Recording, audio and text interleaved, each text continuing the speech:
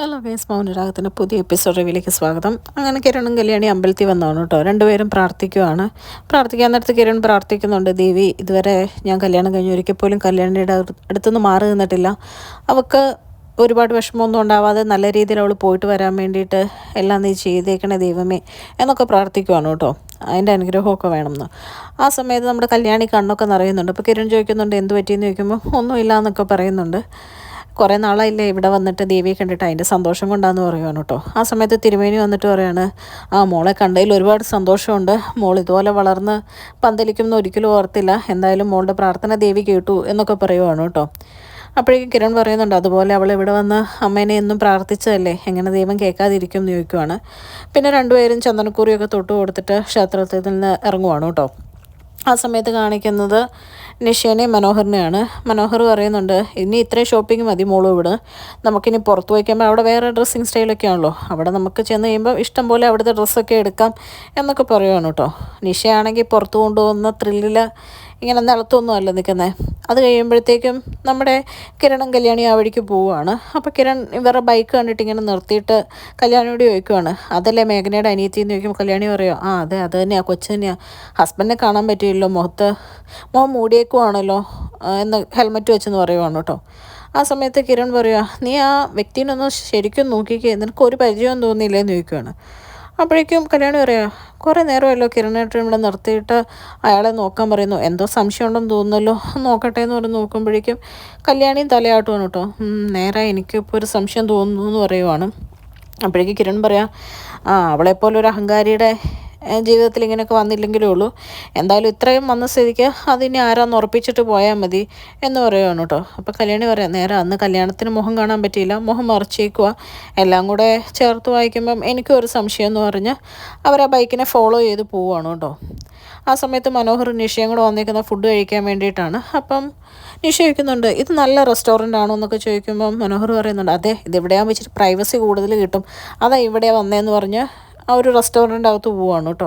അങ്ങനെ അവർ രണ്ടുപേരും ഇരുന്ന് ഫുഡ് കഴിക്കാൻ വേണ്ടിയിട്ട് ഇങ്ങനെ ഇരിക്കുമ്പോഴത്തേക്കും നിഷ പറയുന്നുണ്ട്, എനിക്ക് ഫുഡൊന്നും വേണമെന്നില്ല, കുറച്ച് നേരം റൂഹിയേൻ്റെ കൂടി ഇരിക്കണം എന്ന് ഓർത്ത് മാത്രം വന്നതെന്ന് പറയണം കേട്ടോ. അപ്പം മനു പറയാം, അതൊന്നും പറഞ്ഞാൽ പറ്റുമല്ല, എന്നെ എടുക്കും മേടിക്കുക എന്ന് പറയുമ്പോഴത്തേക്കുമാണ് കല്യാണി കിരണോട് കയറി വരുന്നതാണ് കേട്ടോ. ഇത് കാണുമ്പോഴേക്കും മനോഹർ ആകെ ഞെട്ടിപ്പോവാണ്. നിഷയുടെ മോളെ വയറിനൊരു സുഖമില്ല, ഇപ്പം വരാമെന്നും പറഞ്ഞ് നേരെ ബാത്റൂമിലോട്ട് ഓടുവാണ് കേട്ടോ. ഇവർ കാണുന്നുണ്ട് മനോഹറിനെ. അപ്പോഴത്തേക്കും നമ്മുടെ കിരൺ പറയുന്നുണ്ട്, ഇപ്പം എങ്ങനെ ഇരിക്കുന്നു എന്ന് പറയുവാണ്. അത് കഴിയുമ്പോഴത്തേക്കും വാഷ്റൂമിൻ്റെ അവിടെ പോയി ആകെ ടെൻഷൻ അടിച്ച് നിൽക്കുന്ന മനോഹറിനെയാണ് കൊണ്ട് കാണിക്കുന്നത്. എന്നിട്ട് പുള്ളി വാഷ്റൂമിൻ്റെ അകത്ത് കയറിയിട്ട് ഡോർ ലോക്കാക്കുമോ, ഇവിടെ എങ്ങനെ ഒളിച്ചിരിക്കാമെന്നും പറഞ്ഞ്. ആ സമയത്ത് കിരൺ പറയുന്നുണ്ട്, അവളെപ്പോലെ ഒരു അഹങ്കാരിക്ക് ഇത് വന്നില്ലെങ്കിലേ ഉള്ളൂ, അന്ന് മേഘനെ ആട്ടിപ്പായച്ചില്ലായിരുന്നെങ്കിൽ അവളുടെ ജീവിതത്തിൽ ഇതുണ്ടാവുകയില്ലായിരുന്നല്ലോ എന്ന് പറയുവാണ് കേട്ടോ. അപ്പോൾ കല്യാണിയും പറയാം, നേരെ വരാനുള്ളതൊന്നും വഴി തങ്ങിയില്ല, കറക്റ്റായിട്ട് തന്നെ വന്നു. എന്തായാലും മനോഹറിനെ തേടി നമ്മുടെ കിരൺ പുറത്തിറങ്ങിയിട്ടുണ്ട്. എന്നിട്ട് വാഷ്റൂമിൻ്റെ വെളിയിൽ തന്നെ വെയിറ്റ് ചെയ്യുവാണ് കേട്ടോ. കറക്റ്റ് കിരണിൻ്റെ മുമ്പിൽ തന്നെ വന്ന് ചാടുവാണ്. അപ്പോഴത്തേക്ക് കിരൺ ചോദിക്കുക, നിൻ്റെ കൂടെയുള്ള പെണ്ണേതാന്ന് ചോദിക്കുമ്പോൾ ആദ്യം ഉരുണ്ട് കളിക്കുന്നുണ്ട് കേട്ടോ. അത് കഴിയുമ്പോഴത്തേക്കും മനോഹർ പറയുന്നുണ്ട് ഭാര്യയാന്ന് പറയുമ്പോഴത്തേക്കും കിരൺ ഒറ്റയടി വെച്ച് കൊടുക്കുന്നുണ്ട് കേട്ടോ മുഖത്തിനിട്ട്. അപ്പോഴത്തേക്കും മനോഹർ പറയുന്നുണ്ട്, സാഹചര്യം കൊണ്ട് കല്യാണം കഴിക്കേണ്ട വന്നാൽ ഈ നിന്നോട് പറഞ്ഞിട്ടില്ലേടാ പാവപ്പെട്ട പെണ്ണുങ്ങളെ പറ്റിക്കരുതെന്ന് പറയുമ്പം മനോഹർ പറയുന്നുണ്ട്, ഞാനിപ്പോൾ പറ്റിക്കുന്നവരെ പറ്റിക്കാറുള്ളൂ എന്നിങ്ങനെ പറയുവാണ്. എന്നിട്ട് കിരൺ ചോദിക്കുക, ബഗാസുരം കല്യാണത്തിനുണ്ടായിരുന്നല്ലോ, അതെന്ത് പറഞ്ഞ് കൂട്ടിക്കൊണ്ട് പോയി എന്ന് ചോദിക്കുമ്പോഴത്തേക്കും, അല്ല അവളുടെ അച്ഛൻ്റെ ഫ്രണ്ടാണ്, പിന്നെ എന്നെ അറിയുമെന്ന് പറഞ്ഞ് കൊണ്ടുപോയതാ എന്നൊക്കെ പറയുമ്പോഴത്തേക്കും കിരൺ പറയാം, ആ കൊള്ളാം, അങ്ങേർക്കും അങ്ങേരുടെ മോൾക്കും ഒരു പണി വേണമെന്ന് ആഗ്രഹിച്ചാൽ നിന്നെ അവിടെ നിർത്തിയതും, ഇതിപ്പം വന്ന് എല്ലാം കണക്കാവുകയെന്ന് തോന്നുന്നതെന്നൊക്കെ പറയുവാണ് കേട്ടോ. എന്നിട്ട് പറയുക, നിനക്ക് ബാക്കി പിന്നെ തരാമെന്നും പറഞ്ഞ് കിരൺ അവിടെ നിന്ന് ദേഷ്യപ്പെട്ട് പോവാണ് കേട്ടോ.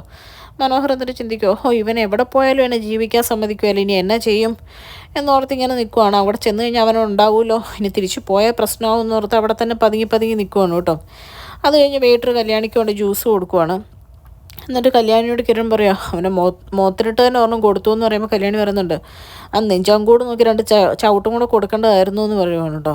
എന്നിട്ട് കിരൺ പറയുന്നുണ്ട്, ഇവിടം വരെ വന്ന സ്ഥിതിക്ക് അവളെയും കൂടെ ഒന്ന് കണ്ടിട്ട് പോവാം, അവളുടെ അഹങ്കാരത്തിനൊരു കുറവും കാണുകയില്ല, എന്തായാലും കിട്ടാനുള്ളതൊക്കെ തന്നെ കിട്ടിയത് എന്നിങ്ങനെ പറയുവാണ്. പിന്നെ മനോഹർ ബാത്തിൽ ഇങ്ങനെ ഒളിച്ച് നിൽക്കുവാണ്. ആ സമയത്ത് ഒരു വെയിറ്റർ അതിൽ പോകുമ്പം ചോദിക്കുക, സാറിൻ്റെ എവിടെ നിൽക്കുന്നതെന്ന് ചോദിക്കുമ്പോൾ, അല്ല വാഷ്റൂമിൽ പോകാൻ വയറിനൊരു സുഖമില്ല, പുറകിൽ കൂടെ വഴിയുണ്ടോ എന്ന് ചോദിക്കുവാണ് കേട്ടോ, പുറത്തേക്ക് പോകാൻ വേണ്ടിയിട്ട്. അപ്പോൾ പറയാം, ഉണ്ടല്ലോ സാർ, എന്താണെന്ന് ചോദിക്കും. അല്ല ഓടാനോ എന്ന് ചോദിക്കുവാണ്. അല്ല ഓടാനല്ല, വയറിന് പെട്ടെന്ന് വേദന വന്നാൽ പോവാൻ. സാറിൻ്റെ ഭാര്യയല്ല എവിടെ ഇരിക്കുന്നത് നിൽക്കുക.